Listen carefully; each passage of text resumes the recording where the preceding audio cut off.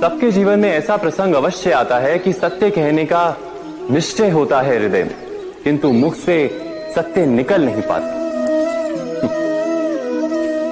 कोई भय मन को घेर लेता है। किसी घटना अथवा प्रसंग के बारे में बात करना या फिर स्वयं से कोई भूल हो जाए उसके बारे में कुछ बोलना, क्या ये सत्य है? नहीं, ये तो केवल तथ्य है। अर्थात जैसा हुआ था वैसा केवल बोल देना सामान्य सी बात है। किंतु कभी कभी उस तथ्य को बोलते हुए भी भय लगता है। कदाचित किसी दूसरे की भावनाओं का विचार आता है मन, दूसरे को दुख होगा ये भय भी शब्दों को रोकता है। तो ये सत्य क्या है? क्या हमने कभी विचार किया है? जब भय रहते हुए भी कोई तथ्य बोलता है तो वो सत्य कहलाता है।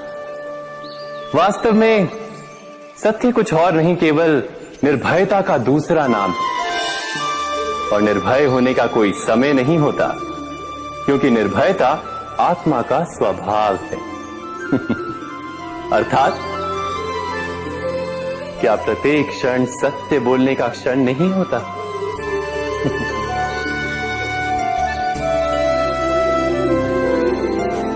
स्वयं विचार कीजिए।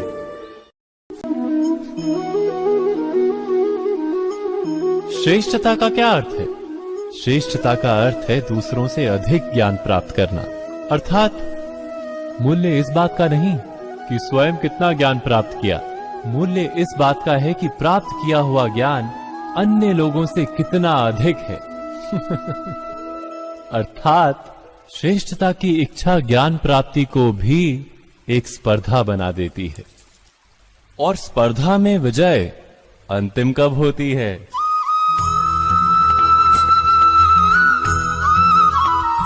कुछ समय के लिए तो श्रेष्ठ बना जा सकता है, किंतु सदा के लिए कोई श्रेष्ठ नहीं रह पाता। फिर वही असंतोष, पीड़ा और संघर्ष जन्म लेता है। किंतु श्रेष्ठ बनने के बदले यदि उत्तम बनने का प्रयत्न करें तो क्या होगा?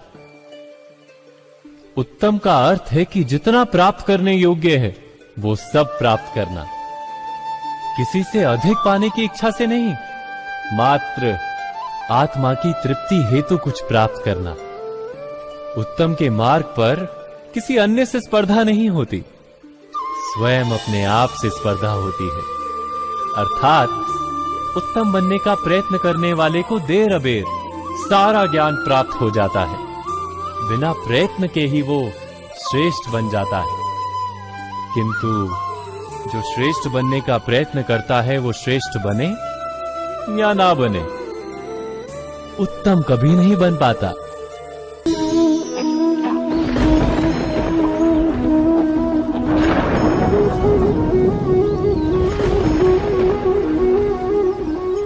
सपनों और पूर्वाभासों के आधार पर हम भविष्य के सुख दुख की कल्पना करते हैं। भविष्य के दुख का कारण दूर करने के लिए हम आज योजना बनाते हैं। किंतु कल के संकट को आज निर्मूल करने से हमें लाभ मिलता है या हानि पहुंचती है? ये प्रश्न हम कभी नहीं करते। सत्य तो ये है कि संकट और उसका निवारण साथ जन से, व्यक्ति के लिए भी और सृष्टि के लिए भी। नहीं, आप अपने भूतकाल का स्मरण कीजिए, इतिहास को देखिए, आप तुरंत ही ये जान पाएंगे कि जब जब संकट आता है तब तब उसका निवारण करने वाली शक्ति भी जन्म लेती है। यही तो जगत का चलन है। वस्तुतः संकट ही शक्ति के जन्म का कारण है। प्रत्येक व्यक्ति जब संकट से निकलता है तो एक पद आगे बढ़ा होता है, अधिक चमकता है, आत्मविश्वास से अधिक भरा होता है, न केवल अपने लिए अपितु विश्व के लिए भी। क्या ये सत्य नहीं? वास्तव में संकट का जन्म है एक अवसर का जन्म।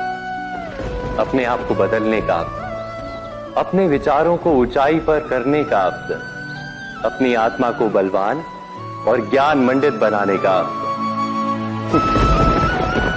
जो ये कर पाता है उसे कोई संकट नहीं होता, किंतु जो ये नहीं कर पाता